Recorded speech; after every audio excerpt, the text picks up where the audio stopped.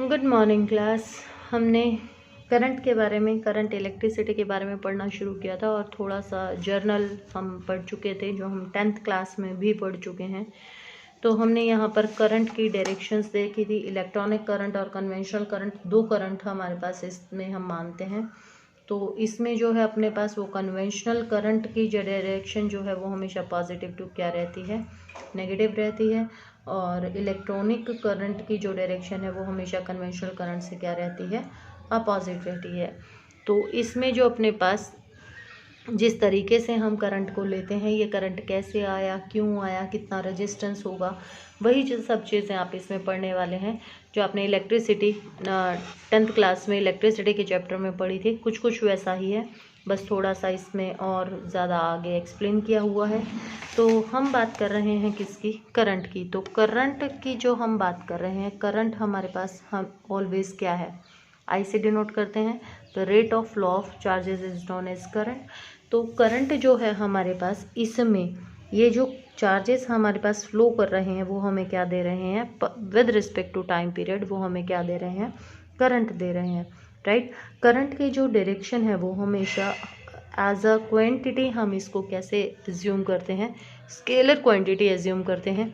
जबकि आपको ये पता है कि हमारे पास इसकी डायरेक्शन होती है, लेकिन हम इसको क्यों स्केलर यूज़ करते हैं ये मैं पहले भी आपको 10th क्लास में बता चुकी हूँ। क्योंकि हमारे पास क्या होता है, ये क्या नहीं फॉलो करते, वेक्टर लॉज फॉलो नहीं करते। तो ये वेक्टर लॉज फॉलो नहीं करते, इसीलिए ये क्या नहीं होते, वेक्टर क्वांटिटी नहीं होते। वेक्टर क्वांटिटी होने के लिए मैग्नीट्यूड होना चाहिए, डायरेक्शन होनी चाहिए और उनका वेक्टर लॉज को फॉलो करना होना चाहिए। तो इसके पास मैग्नीट्यूड भी है, डायरेक्शन भी है, लेकिन ये वेक्टर लॉज को फॉलो नहीं करते हैं। इसीलिए अपने पास हम क्या लेते हैं कि जो हमारे पास करंट है वो क्या है, इसको कंसीडर्ड कर लेते हैं इसमें। वैसे ये जो क्वांटिटी होती हैं ये कौन सी होती हैं, टेंसर क्वांटिटीज़ होती हैं, जो ना फुली वेक्टर होती हैं ना फुली स्केलर होती हैं। तो यहाँ पर हम क्या करते हैं, जो ये स्केलर क्वांटिटी जो हम रिप्रेजेंट कर रहे हैं, इसमें हम क्या करेंगे कि यहाँ पर जो करंट है वो अपने पास अलजेब्रिकली ही क्या करेगा, यूज़ होगा। तो इस पर साइन कन्वेंशंस लगाई जाएंगी कि किसी एक पॉइंट पर अगर करंट निकल रहा है तो उसकी डायरेक्शंस क्या लेंगे, किसी एक पॉइंट को अगर ओरिजिन माना जाए, अगर उस पॉइंट पर आकर, उस जंक्शन पर आकर अगर इकट्ठा हो रहा है तो हमारे पास डायरेक्शंस क्या होंगी। तो ये किरचॉफ्स ने रूल दिया था, ये हम अगले चैप्टर में पढ़ेंगे। उससे पहले हम पढ़ेंगे कि ये करंट होता किस वजह से है। तो करंट, जैसा कि आपको पता है कि करंट जो है हमारे पास कंडक्टर्स में फ्री इलेक्ट्रॉन्स की वजह से होता है। क्योंकि जो कंडक्टर्स में एटम्स और मॉलिक्यूल्स हैं वो बहुत ज़्यादा क्या होते हैं, टाइटली पैक्ड होते हैं। तो जो वैलेंस इलेक्ट्रॉन्स हैं अपने पास वो क्या होते हैं, अपने पास वो एज अ फ्री इलेक्ट्रॉन्स होते हैं। बल्क मॉडुलस कहूँ या बल्क मटेरियल कहूँ इसमें, जैसे कि अपने पास जो फ्री है मूव करने के लिए, जैसे गैसेज हैं अपने पास, लेकिन उनमें मॉलिक्यूल्स इतने ज़्यादा दूर दूर होते हैं कि वो क्या नहीं कर पाते, करंट प्रोवाइड नहीं कर पाते हैं। तो इलेक्ट्रिसिटी जब तक हम अप्लाई नहीं करते हैं तब तक अपने पास जो इलेक्ट्रॉन है वो क्या करते रहते हैं, थर्मल मोशन करते रहते हैं। And due to their thermal motion हमारे पास वो क्या करते हैं, एक दूसरे से टकराते हैं, डायरेक्शन चेंज होती हैं। तो एज क्या कहूँ कि इसको अगर एवरेज लूँ, एवरेज थर्मल वेलोसिटी अगर मैं लूँ तो वो इलेक्ट्रॉन्स की क्या है, ज़ीरो होती है। कब, जब तक हमने कोई फील्ड उसके ऊपर क्या नहीं करी है, अप्लाई नहीं करी है। तो दैट मीन्स उस केस में हमारे पास कोई भी करंट नहीं आता है। या तो हम कहें कि हम उस पर फील्ड प्रोवाइड कर रहे हैं, फील्ड प्रोवाइड मतलब पोटेंशियल डिफरेंस अप्लाई कर रहे हैं, और या फिर हम अगर वैसे ही कोई अगर हमारे पास मटेरियल है या मेटल है तो अपने पास कंडक्टर है तो वो कभी भी अपने पास क्या नहीं करेगा, इलेक्ट्रिसिटी शो नहीं करेगा। अगर ऐसा हो जाता है तो आपके जितने भी मेटालिक चीज़ें जो भी आप यूज़ कर रहे हैं वो सब कोई आपको क्या कर रही होती, करंट मार रही होती। क्योंकि आपको जैसा कि पता है एज अ 10th क्लास में भी आपने पढ़ा था कि हमारे पास अर्थ जो है वो 0 पोटेंशियल पर है, आपकी बॉडी कंडक्टिंग है। तो अगर उनके पास वो फ्री इलेक्ट्रॉन्स रहते और उनको एक प्रॉपर डायरेक्शन होती चलने के लिए, तो वो सारे के सारे इलेक्ट्रॉन्स थ्रू योर बॉडी कहाँ चले जाते, अर्थ में चले जाते और आपको एक अच्छा खासा करंट लग जाता। लेकिन ऐसा नहीं होता। तो उसके नहीं होने का कारण क्या है, उसकी जो थर्मल वेलोसिटी है या कहूँ कि थर्मल स्पीड है, एवरेज थर्मल स्पीड जो है वो किसके बराबर होती है, 0 के। तो अब जो पार्टिकल्स हैं वो मैंने मान लिया कि मेरे पास U1 है पहले की n मान लो up to U2 U3 up to UN and divided by n equals to 0। ये मैंने थर्मल वेलोसिटीज़ मान ली हैं अलग अलग किसकी, इलेक्ट्रॉन्स की। तो ऐसा क्या होता है कि जब हम वहाँ पर फील्ड अप्लाई करते हैं, जैसे अब यहाँ पर देखो कि ये मेरे पास कंडक्टर था तो ये रेंडमली चल रहे थे, यहाँ मैंने क्या कर दी, फील्ड अप्लाई कर दी। तो फील्ड अप्लाई करने की वजह से क्या हुआ कि जो इलेक्ट्रॉन्स हैं वो कहाँ चलेंगे, इधर कि टकराएं तो गे, वो टकराने के बाद उनके पास थर्मल वेलोसिटी भी होगी, लेकिन क्या होगा अपने पास, टकराने के बाद वो फिर से इससे क्या करेंगे, फोर्स एक्सपीरियंस करेंगे और इस साइड कुछ ना कुछ चलेंगे, और कुछ ना कुछ चलेंगे यानी कि रेंगेंगे, and that is called drift. और उनका ड्रिफ्ट होना या उनका चलना क्या कहलाता है, ड्रिफ्ट वेलोसिटी कहलाता है। ठीक है, तो ड्रिफ्ट वेलोसिटी क्या होती है अपने पास, it is defined as the average velocity with which the free electrons get drifted towards the positive end of the conductor under the influence of the external electric field applied on it। तो इसके influence में जो वो चल रहे हैं वो अपने पास क्या कहलाता है, ड्रिफ्ट वेलोसिटी कहलाता है। और जो इलेक्ट्रॉन की ड्रिफ्ट वेलोसिटी है, ये बात भी मैंने आपको 10th क्लास में पूछी थी, इसकी ड्रिफ्ट वेलोसिटी जो होती है वो 10⁻⁴ मीटर पर सेकेंड होती है। तो अगर मैं यहाँ पर कहूँ कि अपने पास कुछ ना कुछ टाइम लगना चाहिए अपने को इलेक्ट्रिकल अप्लायंसेस ऑन होने में, लेकिन ऐसा होता नहीं है। इसका आंसर मैंने पहले भी बताया था आपको, अब आप बता दीजिएगा अगर आपको याद हो तो, नहीं तो हम कल की वीडियो में डिस्कस करेंगे इसको। तो अपने पास यहाँ पर देखो कि मैंने मान लिया कि मेरे पास ये जो मैंने कंडक्टर लिया इसकी लेंथ जो है वो अपने पास कितनी है, L है। तो अपने पास आपने एक फॉर्मूला किया था dV/dr equals to field, right. तो फील्ड हमारे पास हमने E क्या कर दी है, प्रोवाइड कर दी है, पोटेंशियल डिफरेंस V का हुआ, और लेंथ मैंने जो ली है वो कंडक्टर की कितनी ली है, जो मैंने यहाँ पर सेटअप किया है वो सेटअप किया है कितना, L लेंथ का मैंने यहाँ पर कंडक्टर यूज़ किया है। तो यहाँ से मैं अब इस ड्रिफ्ट वेलोसिटी की क्या निकालूंगी, वैल्यू निकालूंगी। अब देखो जो फोर्स है अपने पास, फोर्स किसके बराबर होती है, या फील्ड लिखूं, फील्ड किसके बराबर होती है, फोर्स बाय चार्ज के। ठीक है, चार्ज कौन, एक इलेक्ट्रॉन की बात कर रही हूँ मैं।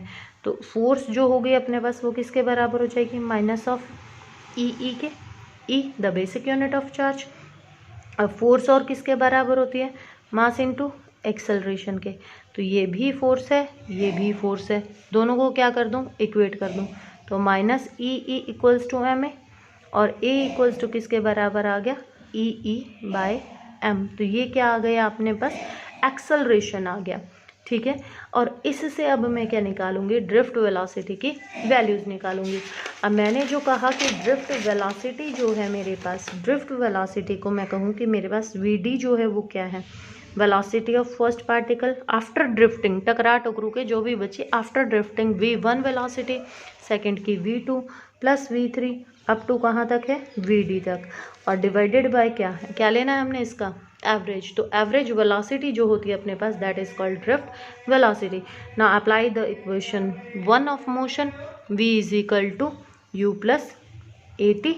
अब यहाँ पर V जो है अपने पास, V is the final velocity, U initial velocity. Initially उसके पास जब तक हमने फील्ड नहीं लगाई थी तो उसके पास कौन सी वेलोसिटी थी, थर्मल वेलोसिटी थी, और एक्सेलरेशन कितना है, A। और ये जो टाइम है, ये टाइम उसका जब तक वो सीधी चल रही है तब तक का टाइम है, और इसको डिनोट कर दूं मैं किससे, τ1 से। और τ1 जो है अपने पास, it is called relaxation time. क्या कहलाता है ये, रिलैक्सेशन टाइम, यानी कि जब तक वो सीधा चल रहा है, जब तक वो किसी से टकराया नहीं है, बिटवीन टू कोलिजन्स के बीच में जो हमारे पास लैप्स है, टाइम लैप है, वो अपने पास क्या कहलाता है, रिलैक्सेशन टाइम कहलाता है। इसी तरीके से मैं सबकी लिख सकती हूँ, V2 की वैल्यू क्या हो जाएगी, U2 प्लस a(2). एक्सेलरेशन तो सबका बराबर ही होगा ना, क्योंकि मास सेम है, चार्ज सेम है अपने पास, तो फील्ड सेम है। तो अभी एक्सेलरेशन हमने निकाला ही था, एक्सेलरेशन किसके बराबर था, -e/m था ना। तो ये सारी क्वांटिटी कांस्टेंट है, तो एक्सेलरेशन क्या रहेगा, कांस्टेंट रहेगा। v3 की वैल्यू क्या आ जाएगी, u3 a(3) up to vn तक वैल्यू क्या आ जाएगी, un प्लस a(n). सारी वैल्यूज आ गई, ये सारी वैल्यूज यहाँ पर क्या कर दीजिए, पुट कर दीजिए। तो अपने पास यहाँ पर पुट करेंगे तो वैल्यू क्या आ जाएगी, vd equals to u1 plus a(1) plus u2 plus a(2) plus u3 a(3) up to कहाँ तक, n तक, और डिवाइडेड बाय n। तो ये क्या हो जाएगा, un प्लस a(n). ये वैल्यू आ गई। अब u वाले सारे इकट्ठे कर दूं, क्या आ गया, u1 plus u2 plus u3 up to un divided by n। इकट्ठा कर दिया। बाकी में से a क्या निकाल लूँ, कॉमन, तो क्या बच गया, tau by n plus tau 2 plus tau 3 plus tau n, और डिवाइडेड बाय क्या आ गया, n। तो ये क्या बन गई अपने पास, एवरेज थर्मल। एवरेज थर्मल किसके बराबर होती है, 0 के। तो vd इक्वल्स टू किसके बराबर आ गया, a टो बाय n। और इस पूरे को जो टाइम अपने पास आए उस पूरे को क्या नाम दे दूं, टो नाम दे दूं, ठीक है। तो टो बाय n को टो नाम दे दूं, तो ये जो टो आया अपने पास ये क्या कहलाएगा, एवरेज रिलैक्सेशन टाइम। क्या कहलाएगा ये, एवरेज रिलैक्सेशन टाइम। तो vd इक्वल्स टू a की वैल्यू हमने निकाली थी -e टो बाय m। तो ये अपने पास क्या आ गई, ड्रिफ्ट वेलोसिटी आ गई। यहाँ पर माइनस साइन क्या शो कर रहा है, that it is opposite to the electric field, ठीक है। तो ये हमारे पास किसकी वेलोसिटी, किसकी वैल्यू है, ड्रिफ्ट वेलोसिटी की वैल्यू है। अब ये चल रहे हैं, तो चल रहे हैं दैट मीन्स मोबाइल जो आप कहते हो वो वर्ड आया अपने पास किससे, मोबिलिटी। मोबिलिटी का मतलब क्या है, चलना। किसका, चार्ज कैरियर्स का। तो किससे डिनोट किया जाता है, ये म्यू से डिनोट किया जाता है, जिससे आपका रिफ्रैक्टिव इंडेक्स भी डिनोट किया जाता था, ठीक है। तो mobility of a charge carrier किसके लिए रिस्पॉन्सिबल है, कहाँ से आ रहे हैं ये अपने पास, मोबिलिटी मतलब चलना, और चल किसकी वजह से रहे हैं, कितनी ड्रिफ्ट वेलोसिटी का मैग्नीट्यूड आएगा, और वो ड्रिफ्ट वेलोसिटी का मैग्नीट्यूड किसकी वजह से आ रहा है, फील्ड की वजह से आ रहा है। तो कैसे डिफाइन करेंगे इसको, तो ये मोबिलिटी जो है ये कैसे आएगी, रिस्पॉन्सिबल फॉर करंट, करंट के लिए रिस्पॉन्सिबल है ये, ठीक है। इज डिफाइंड, क्योंकि ड्रिफ्टिंग होगी तो करंट होगा ना अपने पास, इज डिफाइंड एज द